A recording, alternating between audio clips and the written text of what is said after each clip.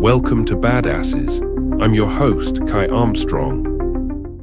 Today on Badasses, imagine a philosopher celebrated for deciphering modern anxieties, secretly battling his own. What if the very wisdom he shares is tested by a personal crisis, revealing a vulnerability that redefines everything you thought you knew about finding peace? In a dimly lit London cafe, a man sits alone with trembling hands. The late afternoon light catches the worn edges of a book before him, its margins filled with scribbled notes. Alain de Botton pauses, pen hovering above the page of his own work. Status anxiety.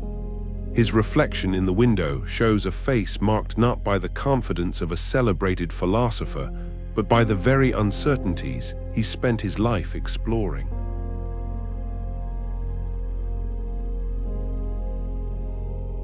You might wonder how someone who has articulated modern life's anxieties so brilliantly still wrestles with such profound doubt. But perhaps that's precisely the point. In this moment of vulnerability lies the essence of his greatest teaching, one that could transform your own relationship with success and self-worth. Picture a young boy in Zurich, surrounded by towering bookshelves in his father's study, the air heavy with academic ambition, the weight of family legacy pressing down like ancient leather-bound volumes. Young Alain doesn't run outside to play. Instead, he loses himself in philosophical texts, seeking answers to questions his peers haven't even thought to ask. The church bells echo through the valley, their sound mixing with the whispers of great thinkers whose works line the walls. But beneath the intellectual stimulation lurks a gnawing sense of otherness. His family envisions a conventional path, prestigious universities, traditional career, predictable success. Yet something inside him rebels against this carefully plotted course. You know this feeling, don't you? That internal tug-of-war between meeting others' expectations and following your own truth. For Alain, this tension would become the cornerstone of his life's work.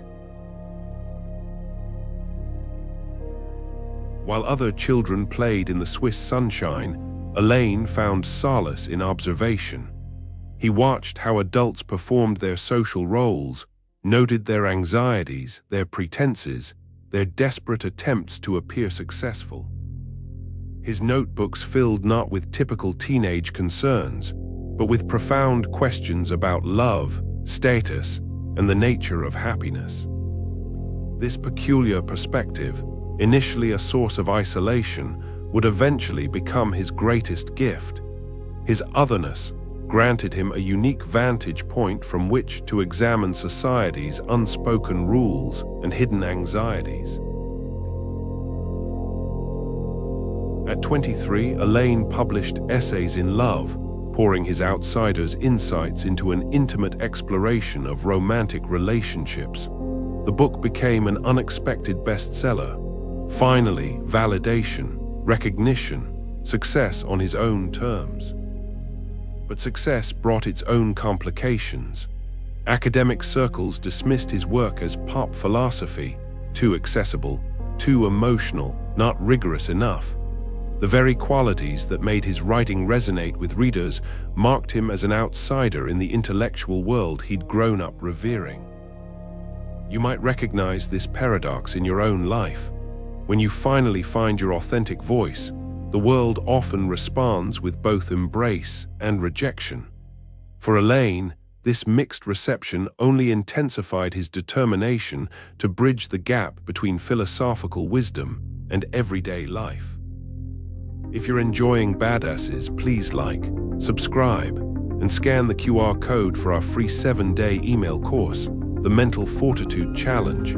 Explode your confidence by channeling strategies from Roosevelt, Bruce Lee, and more. Now back to the episode.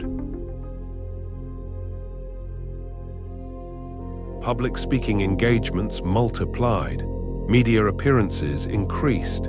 Each success brought new pressure to produce profound insights on demand. The philosopher who wrote about anxiety found himself increasingly anxious, caught between public persona and private struggle. In packed auditoriums, he spoke eloquently about emotional intelligence while his own emotions churned beneath the surface. The irony wasn't lost on him. How could someone who understood human nature so well still feel so lost? This question haunted him through sleepless nights and solitary mornings. In 2008, Alain made a decisive turn. Rather than simply writing about life's challenges, he would create a space to address them directly.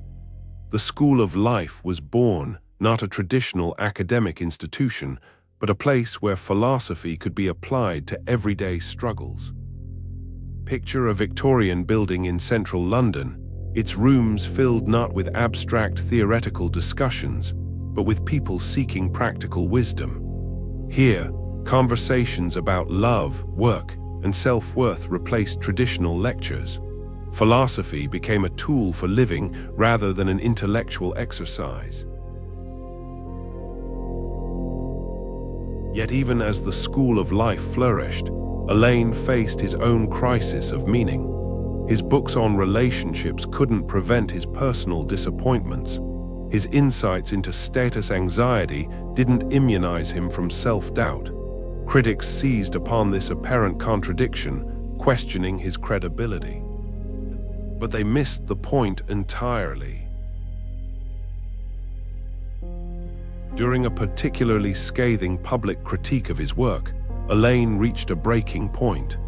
Alone in his study, surrounded by the books that had shaped his life, he confronted a profound truth. His greatest strength wasn't in having all the answers, but in having the courage to keep questioning. This revelation changed everything. The trembling hands holding the pen in that London cafe weren't a sign of weakness, but of authenticity. His vulnerability wasn't a flaw in his philosophical armor, it was the very source of his wisdom. Today, the School of Life touches millions through books, videos, and workshops. But Alain's true legacy isn't in the institution he built or the books he wrote. It's in the permission he gives us all to be beautifully imperfect. Here's the challenge for you. Can you embrace your own contradictions as sources of wisdom? Can you see that your struggles to understand yourself and others aren't failures, but the very essence of a life well lived? Remember this, the most profound insights don't come from those who have it all figured out, but from those who never stop questioning. Your doubts, your anxieties, your feeling of being different, these aren't obstacles to overcome. They're instruments of understanding. Let them guide you as they guided Alain, not to certainty, but to something far more valuable, authentic wisdom. Back in that London cafe, Alain closes his book, a slight smile playing at his lips. The margins are full now, not with answers, but with better questions. And perhaps that's exactly as it should be. On the next episode of Badasses, Alain de Botton showed us how philosophy isn't just for ivory towers, but a practical toolkit for navigating everyday life's messy realities. But what happens when philosophy meets architecture? Imagine a world where buildings aren't just structures, but living, breathing ecosystems designed to harmonize with nature. What if I told you there's an architect who's not just designing buildings, but shaping a sustainable future, one innovative project at a time? This week, prepare to see the world through a different lens, as we explore how one visionary is challenging conventional wisdom, turning audacious dreams into concrete realities, and proving that sustainability isn't a constraint, but a boundless source of inspiration. You won't want to miss this. Please like, subscribe, and scan the QR code, or follow the pinned link to get our free 7-day email course, the 7-Day Mental Fortitude Challenge. What if 7 days could make you bulletproof? Steal confidence strategies from warriors, rebels, and icons who turned panic into power. Click the video that just popped up to watch the next one in this series. Or for episode summaries, behind-the-scenes info, and more, go to daily8.com/BA. Thanks for watching.